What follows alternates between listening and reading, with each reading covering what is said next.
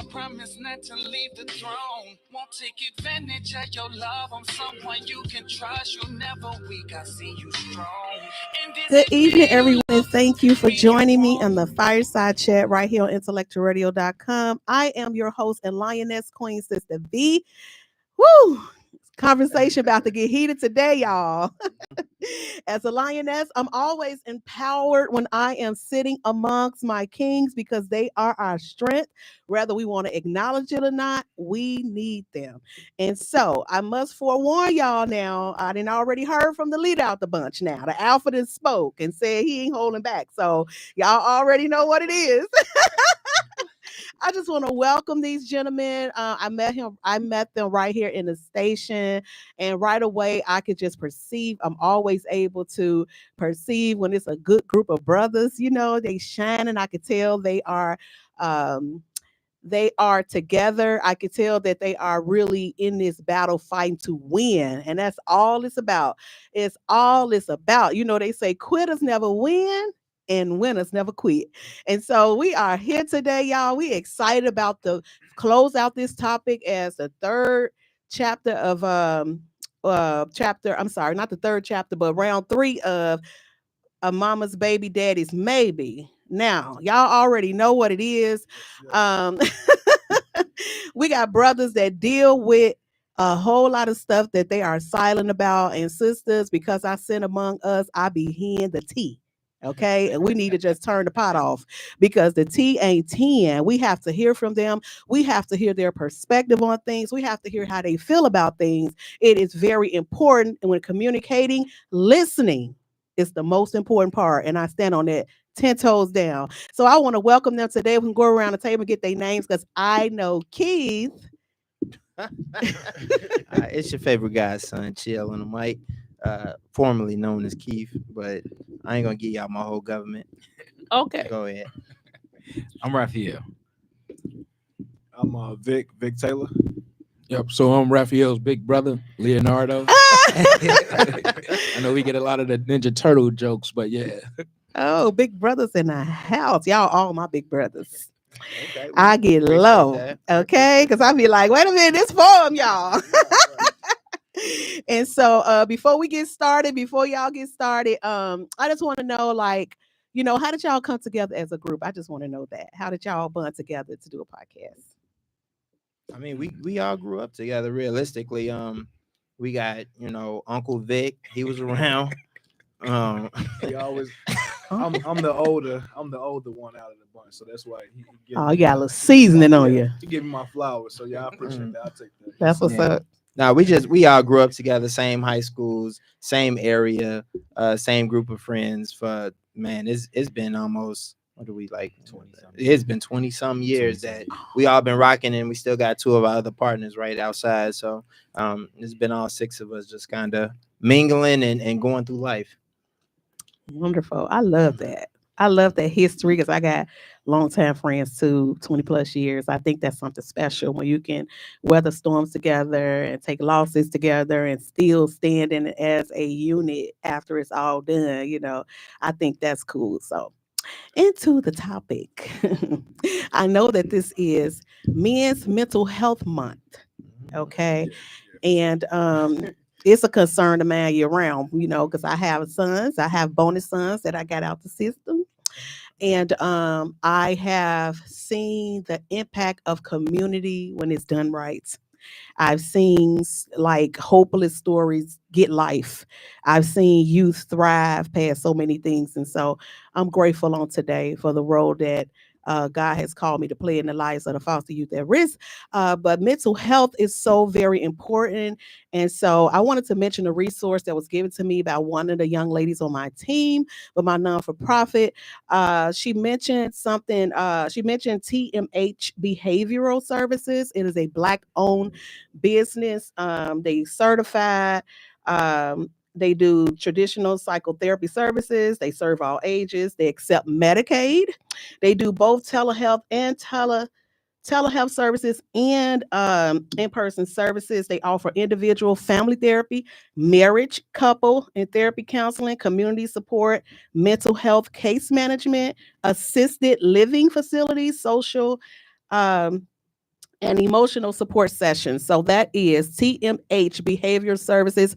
You can go to their website, tmhbehavioralservices.com, and go ahead and support somebody trying to help us, okay? Because some of us 12 is short of a dozen, whether we want to admit it or not.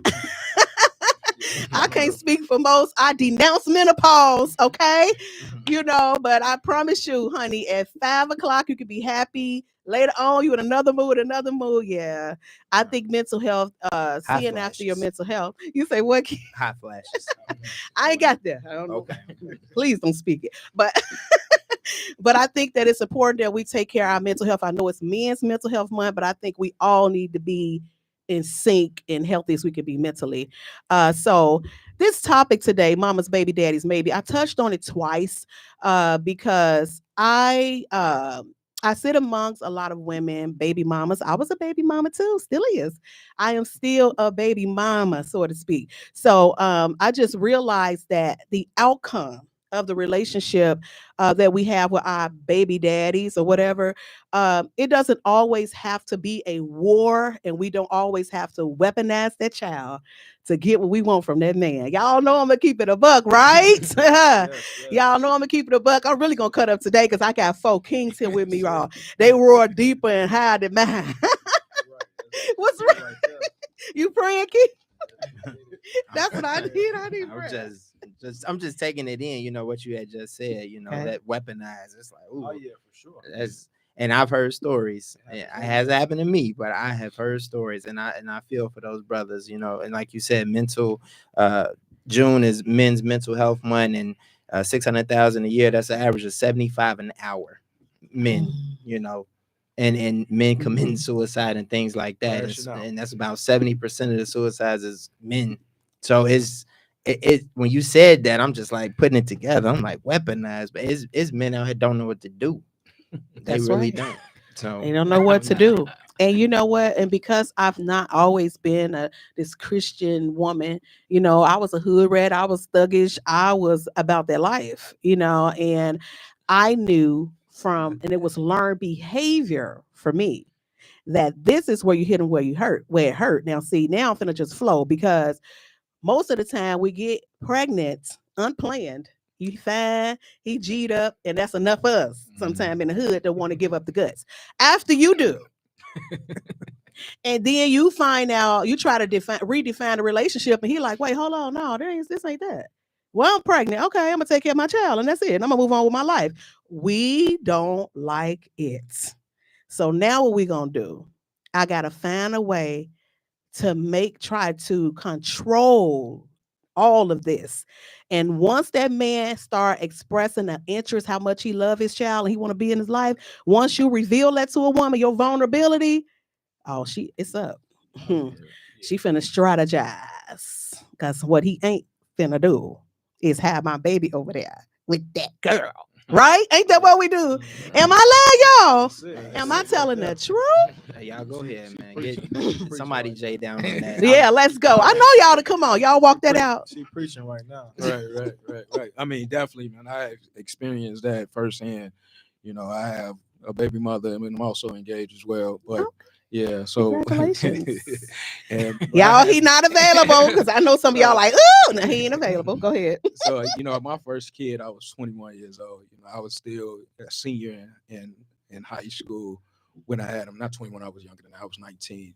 But I had 3 months left for high school when I had my first son. And when I tell you, like I said, we had split right after that, a few months, and it was a war. And the reason behind that is, since we were so young, we still was being controlled and manipulated by our parents, to a certain degree. So we were trying to satisfy each other, but then also, we're trying to satisfy our parents, and, you taking advice, when things go on and stuff like that. So it was a lot, to do with that. Also, when it came down to like not the public, but the governmental assistance. So then that became an issue, because we was under, your mom's for public aid or whatever the case may be. Then the child is under that, and it was like, no, this is not how we're gonna move. And then it was like, well, this is the best for us and the kids, the mother side. So when it came down to all of those things. It was just a battle back and forth with just manipulating the situation and, you know, all of that. And I think that played a huge part in, you know, our separation and, you know, the bickering, you know, with that. Yeah. So are you guys say, you know, and to all the people in the chat, I don't have the eyesight I used to have, so I promise y'all I can't read it. I don't know if any of the guys is able to tap into the chat on their phones, but I normally engage, especially when it's something I feel like is adding value to the conversation. But anywho, so with what we were saying about earlier about weaponizing child, and even what you were saying, the chaos, what amount of pressure are you guys under when every single system is against y'all?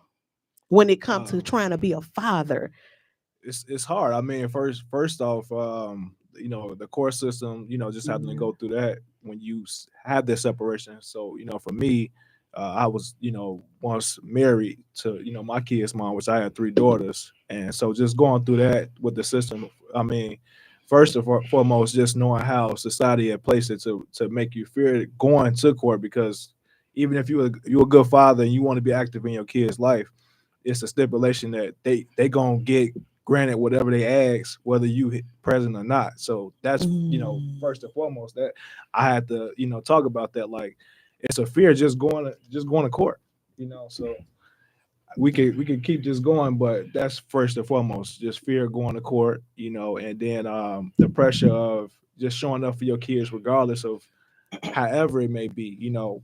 It was situations I had to call the police just to be able to spend time with my kids. You know, my kids 3 years, you know, 3-4 years old, and they asking me to this day, Dad, why you call the police on us? This the only way I was able to be able to see y'all. I had to call the police, and then still even in that position, I still wasn't able to get them. You know, my kids at that point, I mean, even now, they are an hour and 20, 30 minutes away. So I'm driving an hour and 30 minutes to spend time with them and still couldn't spend time with them. In regards to your question, it's a lot of pressure, and the pressure, you know, gets stacked, you know, because you're in a state of confusion to some degree, right? So you're trying to do what's right, you're trying to do what's, you know, in the best interest for you and the kids, but then you also, you know, don't really want to go the drastic measures, you know. So you sit and you contemplating a lot of decisions when it comes down to, you know, you just trying to see your kids or you being there, and then it becomes a competition slightly, to where it's, you know, you've been prevented to do certain things, the kid gets affected, but then, you know, it's more so to let the mama shine or whatever the case may be. And the whole time, you know, it's you being looked at as the bad guy, you know, to that degree. Exactly. So, you know, it's a state of confusion, you know. The pressure gets stacked, and, you know, you going through that and bear witnessing to that it's hard, you know. It's extremely hard.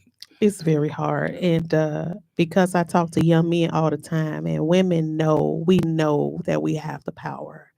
We know that the governmental resources is on our side. We know that Big Mama, which is need to be baptized, like you were saying earlier, Big Mama need God, because a lot of times we will glean from that elder. And when you have somebody that's manipulating the young lady because you want her to come out on top, you want her to maintain control, so that the father is always in the background and he got to answer to y'all. See, I did an episode last year on the wounded father, watching my father be verbally, mentally, emotionally abused by another older person in my family. And the way we would cry for him, we just wanted him. We didn't care if he had a balloon. We wanted his presence. I did an episode on presence versus presence. Right. The child want presence. They want that there. They want to be in his arms. I know, because I was in the position. So I think that we don't realize that we are playing a role. This is why I'm saying mama's baby, daddy's baby, because we like to crap out my baby. My baby, my baby. It's not just your baby. And that baby don't want to be just your baby. That baby want daddy too. And then when it's in your hands to be a grown-up about the situation and consider that child, you got to be willing to negotiate. And to all of those that raw straw, don't come for me, because you know what, I identify with some struggles too as an unwed mother, you know, divorcee. I identify with a lot of struggles in the strength. No way am I trying to discredit the strength of a single mother, and you're doing the best you can to raise that child. And I also want to implement the plan of safety, because based on, if you know bruh hot on the street, you feel me, you right, you well within your rights to take those safety measures to keep your child safe. So I'm an advocate for safety anyway, so I'm not trying to come against the work you put in as a single mother, but what I'm not going to do is not hold us accountable in the role that we play in the demise of the Black family, because we do. The word accountability defined as an obligation or willingness to accept responsibility or to account for one's action. And that's something we don't like to do. We like to sit there and shift all the weight this way and say that nigga this, ninja this, or this and that. He should do this, he should do that, without taking that child into consideration. And then when they come out to be menace to society, we have a hard time asking the question, where was dad? So, let me jump in on that. See, I would say that, and I've said this before on another show, that women's accountability is men's responsibility. It's up to us to really guide you all into that realm of that response. That's part of our design. I like that. Is for that. So that way the weight will never be all the way on you all. It has to be a percentage of that on us, because we have to chime in on it. And we see what it's like when there is no man around to guide women into that safe haven of accountability on a softer side. So I definitely want to make sure I say that. And two, when I hear people say, well, I'm a single mom or I'm single dad, I want to get it clear. Are you a single parent, or are you just a single mother or father? Because there are people who are very much involved in the upbringing of these children. So don't try to take the credit away and, I'm just I'm a single parent. Well, hold on. No, you're not. Both parents are very much so involved. You're just a single mom or a single father. Like, let's get that, nip that in the bud right there, because people are not getting the credit. And then two, I know you said, three, I know you had talked about how women like to have a sense of control over the men, and a lot of that goes into the child support factor and what the courts are going to do. And I'm glad that it's been coming out recently over these last few years. It's really been hitting hard on social media. You don't see it in big media so much, because this is a money ticket for the states. But in social media, child support is unconstitutional. Child support you don't have to be on it if you know how to get around it, fellas. I'm telling you now, the light is at the end of the tunnel. We done figured it out. So I could point you in the direction of several men who know exactly how to get off of it. And I don't mean nothing illegitimate or anything shiesty. I mean, like, seriously, you file the right things in a court of law. You're not under certain jurisdictions. You need to go ahead and get these rights that are yours. I love it. These are your natural rights. Don't let these women bully you into the fact that you're not a parent. You are.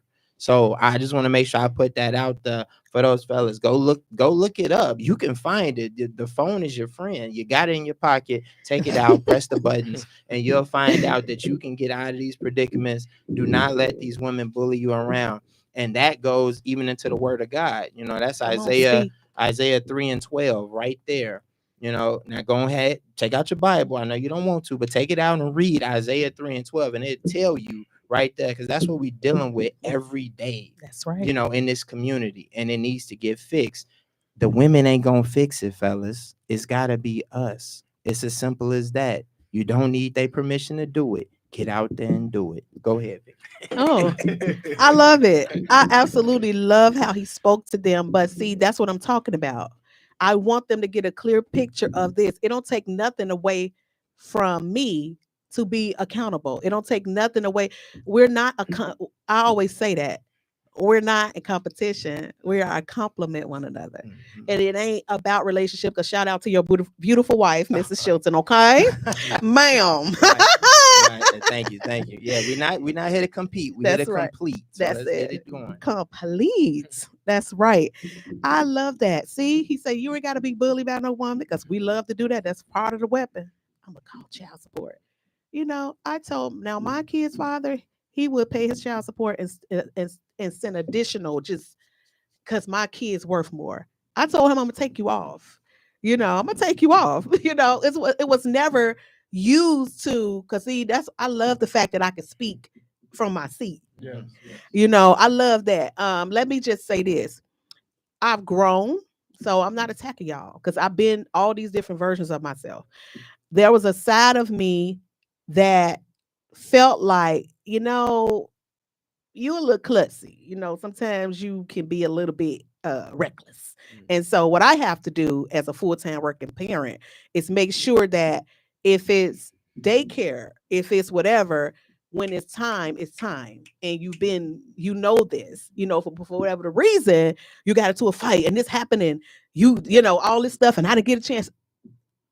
My life, I still got to wake up and drop him off at the daycare and be at work at 8:30. You see what I'm saying? So for me, it was never about weaponizing my kid to get something from him or to hurt him in any way. And even up to date, even some of his children that were, adopted, or I've always been, he tell me all the time, you're the glue. I want to remind the women, because we are, y'all, like you just said, okay, y'all have to fight. Right? It's so handed to us. You want to take them down? You want to take them down, girl? Let me show you what to do. Right? Yeah. So what I would love to do, and like he just said, you see how he's empowered to the brothers. Really? I don't have to do this. You see what I'm saying? Ignorance is expensive, is it not? So I'm glad to see that I stand in a seat of advocacy altogether. My feelings don't matter when it comes to my children. My personal feelings, I will process them. And at the end of the day, if it's really my baby and I love my baby, I'm going to do what's best for my baby. I'm not going to be an instrument the enemy can use to cause a divide. And now they got all these more issues than tissue. So what do you say to the brothers that feel hopeless? Like, I'd have been to court, because I'd have heard it all. I'd have been to court. Man, I even had I've had an up close personal view on a man that was paying thousands to lawyers. And then when it all boiled down, like he was saying, he like, okay, it's established. I got visitation. I could come over there and the games will start. Here come Big Mama. She went with grandma. She not here. Stuff like that. You see what I'm saying? What can y'all say to uplift a man that's doing the best he can and he just still feel like he losing with his kid? Ralph, hit him over the head with it. Go ahead. For me, I would just say, just keep trying. Like, it's always light at the end of the tunnel. Like, I got one daughter, and she's 8 years old. And when me and her mom broke up, it was tough in the beginning. Now, my baby mama, she wasn't the type that would keep my daughter away from me, right? But during those moments to where what I'm saying, you're hurting, she's hurting, but you still try to keep your child in the forefront through the midst of all this, it does get kind of hard. So with all of that, and off what you just said, you just got to keep going. Like, there's always light at the end of the tunnel, and no matter what the situation it be, what I'm saying, as long as you continuing to do what it is that you need to do, it'll happen. Because the plot twist is that if you really been their dad, that kid ain't gonna forget. Right. I don't care how you try to poison him and say your daddy ain't this, and that. I saw it happen where a relative of mine, he poured and poured and poured and fought and fought and fought, and in the end, he was like this, because I don't want to hurt this woman, and I don't want to leave a bad name, give her no ammunition against me. So he backs off. And what happened? That child, I want my daddy. I want my until she had to comply. So that's the flip. Look at Tyrese, right? The celebrity. When you been that dad, that's one thing I say. Yeah, it's gonna come back. That was kind of my situation. Like, it went from, in the beginning, which was about 4.5 years ago, all this happened. So in the beginning, I was seeing my daughter probably like 2 or 3 days out of the week, and that was pretty tough. Yeah. And then after a while, I was, talking to my brother and my brother-in-law. They was like, you gotta, like, just pull it. You have to pull it back just a little. Like, you gotta give it the space and you gotta give it the time. And then after a while, I was getting my child for a full entire week. Getting my child for a full entire weeks. 1 week with me, 1 week with the mom, and we was doing that a lot. So like I said, you have to do that to a certain degree, but you have to just give it time and you have to go through the motions. Okay. Unfortunately, Unfortunately. in that case. Okay. But if you, like you said, if a man was doing everything that he was supposed to do in regards to, like, going to court, getting the visitation rights and all of that, I can only speak towards the mental state that would have on you. And what I would say to that is, like I just said, you just have to endure. And unfortunately, as for men, that's all we can do in most of these situations. Is just endure it. Endure and keep enduring until you reap the benefits of that. Wow. That's heavy. What you got, Keith? You No, like you finna you say know what? No, I'm something? just thinking. It's been said before. The weight of the world is not supposed to be on a woman's hips, but a man's shoulders. So, fellas, the only thing to add to that is you're built for it. That is part of your design. Is you are built to lift heavy weight.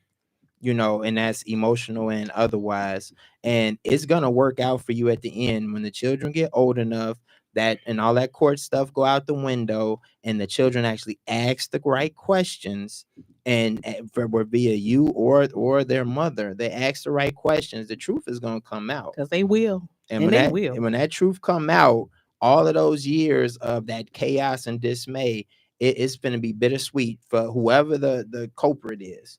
I'd say that, whoever the culprit is, and if it's the mama, hey, shame on her, but it's going to hit her in the face 18 years later, and then you can move on from there and raise, continue to raise your children, because even 18 and 21, they still need help. They still need all the things that they need from us, from their moms and everything else, and there's a what is that? There's a proverb, an African proverb that goes with that, talking about the child that doesn't feel the warmth and embrace of the community eventually burns the village down to get the warmth from the fire. And I may have misquoted that a little bit, but it's just about the involvement and the acknowledgement of everyone in the community at that point. So fellas, don't fold your hands and don't do anything. You got to do something, whatever and however minute it may be. Do it, because it still doesn't take away the fact that you're a father.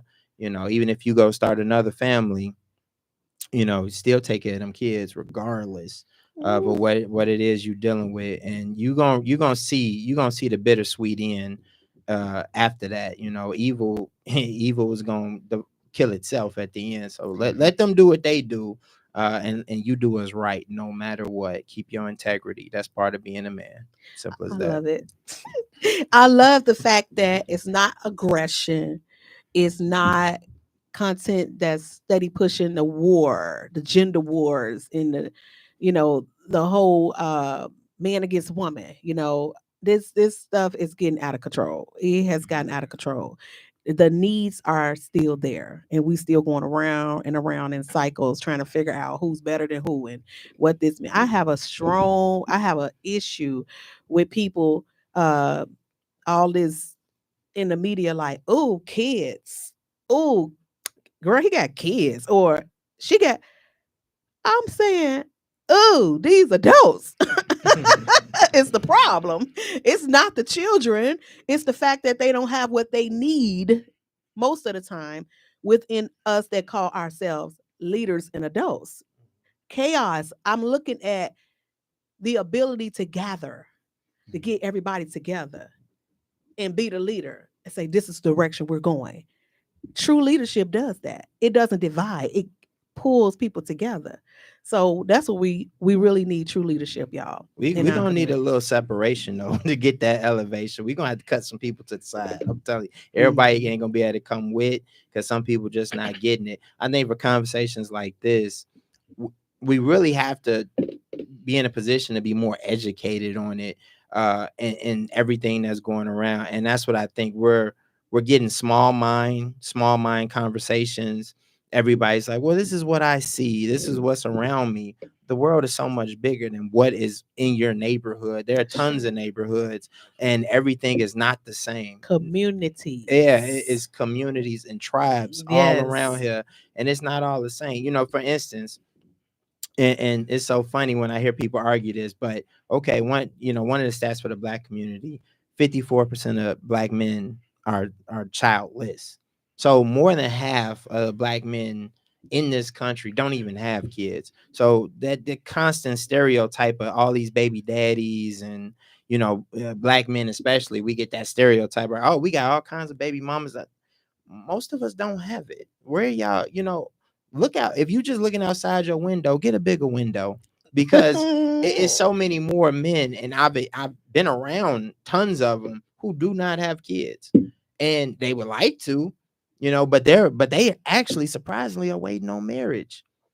Yes, I'm starting to see more and they more really of are that. waiting on marriage. And I think that the way the numbers show, I think majority of black men that have children are in like their 30s. So not the 20s, not the teens, in their 30s, and they're getting married when they do it. So who is spreading these rumors that's giving us this bad look, with all of this information?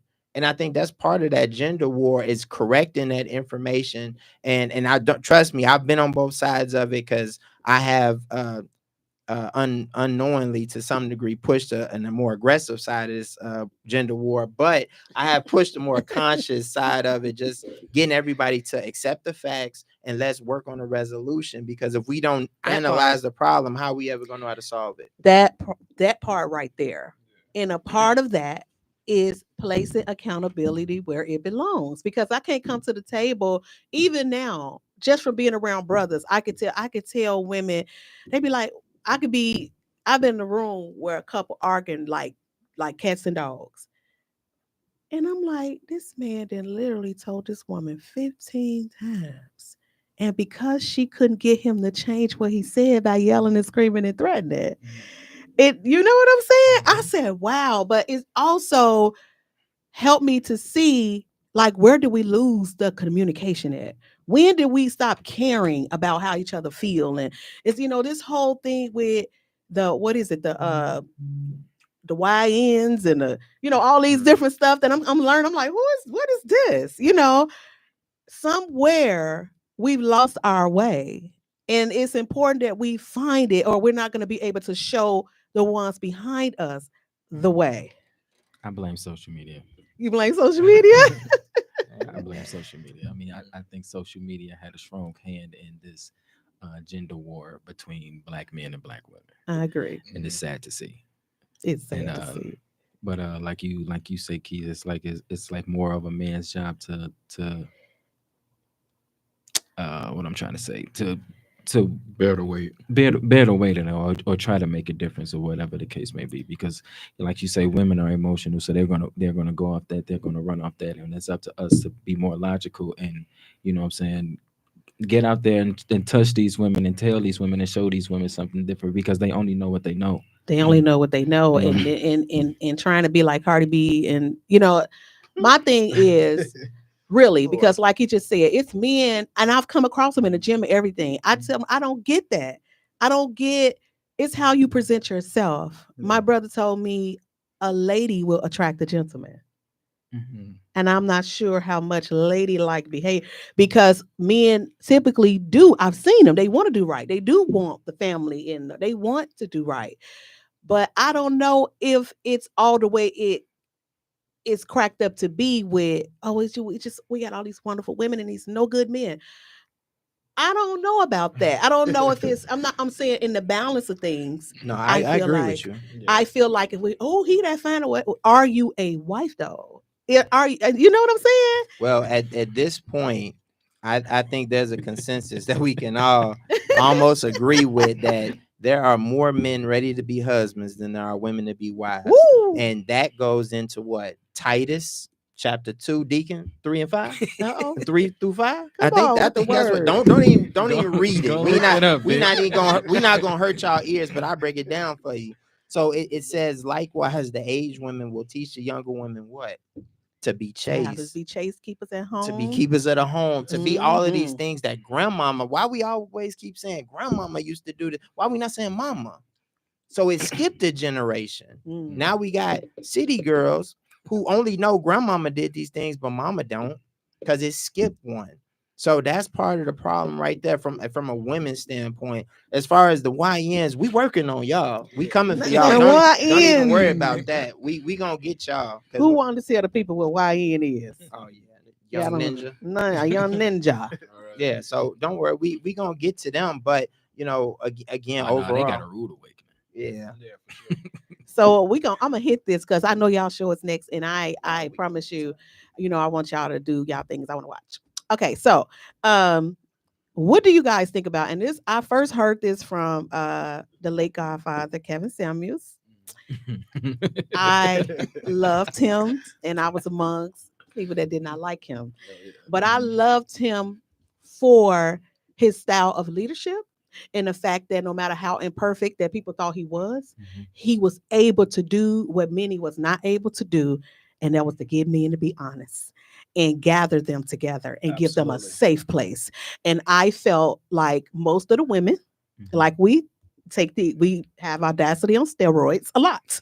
And we feel like we could walk into the man cave and put our hand on our hip and let our backbone slip and tell them a thing or two. And got told. So at the end of the day, I loved him for that. And I was so hurt when he died because it was pure entertainment. I loved it. But it was so much truth in it, and it was so weighted that millions and millions of men would log in to basically, because he was saying the things they always wanted to say. So he first mentioned son husbands. The mama's boys that was son husbands. This is my son, but he acts like my man. And this is kind of like I'm looking at him and expecting for him to operate like a full-blown mature man and be the man to me I was never able to get. So now the son, and I say this all the time, especially for the hood, okay? Well, your son out there robbing and killing and selling dope. But he furnishing your house. He's taking care of you in a way you always wanted. So mama's baby is out there making a living in the place of a husband. And then when something happened to him, you the loudest one on you fall down loud on the ground. But I'm trying to figure out, what did you think? You thought he was exempt for the consequences of the street, or what we doing? Because at the end of the day, I don't tell people, I don't tell my son he the man of the house. There's things that I want him to feel like I affirm him and let him know he's necessary. But for him to feel like he have to be to me what he could never be, and to create that false narrative in his mind, making him feel like he got to live up to this, that's too much. So are you guys familiar with that type of behavior in our communities? Have you guys ever had to walk in that? Did you feel the pressure to be this to mom? Did she make you feel like you had to be her man in some way? No, I'm just saying, you don't have to share it, but I'm just saying, to me, no, we're gonna share that. You gonna share it? We're not okay. pass that. So Let's go. I'm gonna touch on that because I'm actually in that situation. It's crazy that that's one of the topics, but I'm actually dealing with that now with my mom. My mom, she has 4 children. That's the youngest, my little brother, and I bear that weight. And I'm not sure why, but my sisters tell me that, bro, tell me that it's like I'm the son husband, and I'm not sure how that bond got created or how I became the chosen one, but I know how it occurs, So I'm in that position too now, and with that, being in that position, it's like it's some form of jealousy aspect when it comes down to my fiance as well. So when I do things for her and my mom is notified, it's like, well, I need you to do something. It's that form, and it doesn't, she doesn't present it like that as if I'm jealous of that or I'm jealous of her, but you just see how the behaviors go and it comes off that way, so it's more so of, it's hard. Like I said, I don't know how I got in that position, but I'm actually dealing with it. And, like I said, I help my mom pay bills and all of that, but it's not like that we all don't do that, So I'm not sure how I got there, but they all witnessed it and say, you are the chosen one for whatever reason. I mean, I think it just falls on you just because you are the eldest son, on top of the fact that that you had those kids and she took him in. She took him in. She helped raise him. She helped raise him. She helped raise him. And so you can say son, husband, but you also can say like it's some type of retribution that she's that she kind of feels as though, you know, she's looking for, you know, yeah, it's something that's owed to her or whatever the case may be. Not saying that it's wrong or right, but I believe that that's how you that's how that dynamic got created. So these children, these not your fiance children. No. That she took in. Okay. So now the fiance. Somebody called in, y'all. No. Well, we'll see about that. Yeah. But to finish what I was saying, I believe that that's how the dynamic got started. And it's not I don't look at it as a bad thing, but I do think that it can get overwhelming at times because, you know, when you are looking. The telephone. What's the who? There you go, right there. there. It is. Okay. Yep. Thank you. I'm sorry, Ralph. Yes, so I feel as though when you're looking for a certain individual to do certain things for you in that regards, you know what I'm saying, you tend to turn to the oldest male closest, which will be my eldest son, and it all falls on him. You know, he's the first person that she calls, and when he can't, then it falls on me or it falls on my sisters. But okay, we have a caller. Oh, thank you for calling Intellectual Radio. May I ask who's calling and where you calling from? Hi, this is Dee, and I am calling from Oak Park, Illinois. Oh, thank you for calling. What you got for us today? Well, first of all, how you doing, Sister V? And gentlemen, thank you so much for being transparent and giving a voice to something that we don't really hear that often. As a woman, I like to sit by men and listen to what they say, but it's not ubiquitous. So thank you for doing that. No problem. You're welcome. Absolutely. No problem. What I did want to say is, first of all the topics you are talking about are just wonderful, but I want to talk about the communication. When Sister V, you said, where did we lose it? Where did we lose caring about each other and communicating with each other? So I would venture to say, like, I of course we care. I believe we care about each other, but the thing that immediately popped into my head was, when did we have it? Like, when did we have it? When did we really ever have the skill to communicate well with one another? So individually, yeah, some people may have it. And as a community, though, when did we have it? And if we could admit, like, I don't have it. I really don't know how to communicate that well. I really don't know how to bring across what I need without getting upset, screaming, and yelling. Then we could sit back and say, okay, I need to learn how to do this. Maybe we could talk. The only way I can get your attention, man, when I see you looking at other woman, is to weaponize our baby. What a great word you use, too, by the way, Sister V, to say that. Weaponize the baby, to put you through all the rigmaroles of going to court and getting the visitation, and you still can't come see him. I ain't learned how to really talk to you about how I'm feeling and what we can do.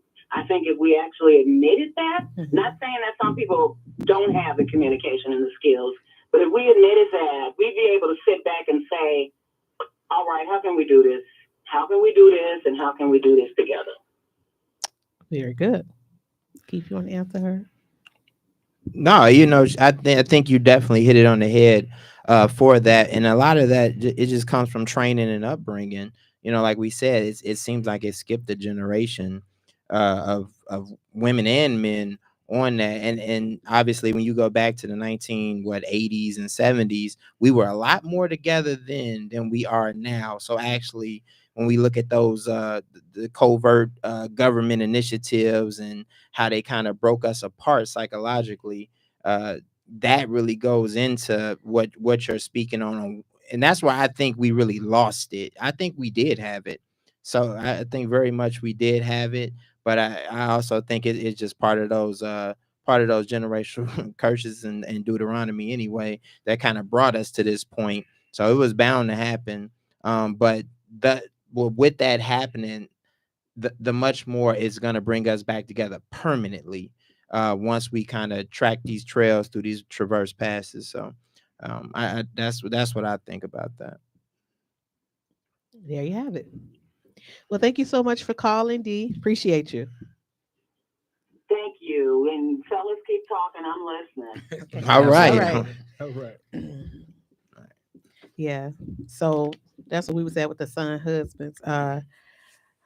Saying that you were saying that you feel like because he's the eldest son that he came into that responsibility, and because mom has helped him, now she feels like he's obligated to help her.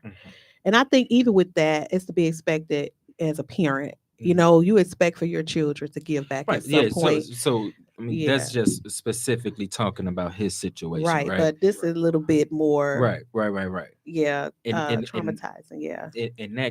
And really, what you're talking about the woman who doesn't have a man, or whatever the case may be, and has a boy at the home, and basically teaching him how to be a man of how she feels a man should be. Right. Yeah. Okay. Because with my sons, I'll say this, my stance on that with my sons, I have my oldest son, my bonus son that I didn't give birth to. He comes around, he put gas in my car. He gives me money.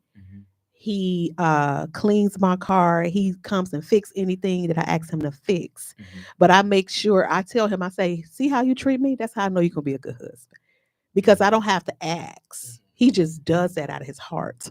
And I tell him, when you get a wife, I have to step aside because she's going to be your priority. So you're absolutely right. The teaching has to be there. I have to be able to teach you, not just all the way to even when you become an adulthood. Because I don't want him to feel guilty that he have to put another woman before his mama. And there you go. The shame and the guilt from that. And I think it's beautiful that you allow that space for him to grow into that type of provider. And initially, men want to be protect and provide. Like we said, that's what men are going to do for all of those within our framework. Anyone that we can put our arms around, that's what we're going to do for. So for you to allow him that space to say, hey, it's okay if you don't, or when you get your woman, give it to her. You don't have to continue to get them. Man, that takes a load off right there for a lot of guys. I know with me and my mom, I'm the oldest, and now the dynamic between me and her is a little different than Lee and his mom, but it's the same thing. I've always felt like, let me make sure I keep an eye on her. I want to make sure I keep her together to some extent and help out where I can. Like my mom lives with me right now. Trying to make sure she's in a good standing on her way to retirement. Well, lives with me and my wife.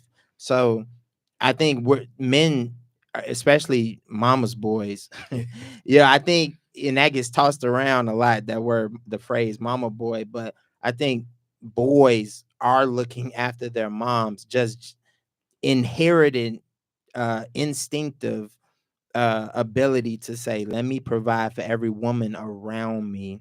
I want them all to be good and taken care of. So I think it's beautiful you give them that space, though. I could touch on that briefly too. Me being the eldest son as well, it was certain things I wanted to do for my mother that I couldn't do because of, my mom does have a husband. So that does not take the thought of just wanting to take care of your mom. Hey, mom, my thought was one day buying her house. I don't have to do that because she has a husband. Another thought was, hey, mom, I want to buy you a car. I don't have to do that because her husband bought her a car. So just the ideology of wanting to be able to be effective in that way, but still understanding that's not your place when she has a husband. I like that. That's great. I absolutely love that. There go your answer right there. Get a husband and your son won't feel the burden. Get a husband and it'll help your son. Because what I need him to be, I need him to be that picture to them. Because I'm covered. I don't need you to cover me. I'm covered already. Absolutely. You see what I'm saying? And being a praying woman, they look at me and say, we want a wife that pray. Right. We want a wife. I serve my sons. They eat good. Listen, I tell them, listen, this is what it feel like, because it's both together. It's like I'm simultaneously teaching you how to let go of me, but I'm also modeling before you what would work for you. Don't make it too This hard type on of them, woman though. will empower you to stand as a king unapologetically. And if she's not coming to add to your life, and I tell brothers this, you're giving all your strength away, you banging all these women, giving all your strength away, what's she giving you back? Because by now, you should be somewhere else. You didn't gave her your strength. So she's able to get up and do more. Because you didn't impart a strength into her. And if she's not using that for you, then you need to leave that alone. So thank y'all so much. This has been a Fireside Chat. Thank y'all for joining us. I've enjoyed these kings today. I'm looking forward to doing more with them. Whenever y'all need me, I'm here. I'm glad that God has found a way to connect me with just what was in my heart's desire. Thank y'all for speaking up today. Thank y'all for y'all vulnerability today. I appreciate Absolutely. you greatly. And I know y'all show us next. I'm going to tune in and I'm going to hear what y'all got to say. See y'all next Sunday at 4 p.m., y'all. Right here on Fyreside Chat, IntellectualRadio.com. Can you turn it off for me, please? Say thank you. Thank you. She's my beauty, she's my queen. I told her I'll be king. I promise not to leave the throne. Won't take advantage of your love. I'm someone you can trust. You're never weak. I see you strong. And is it me you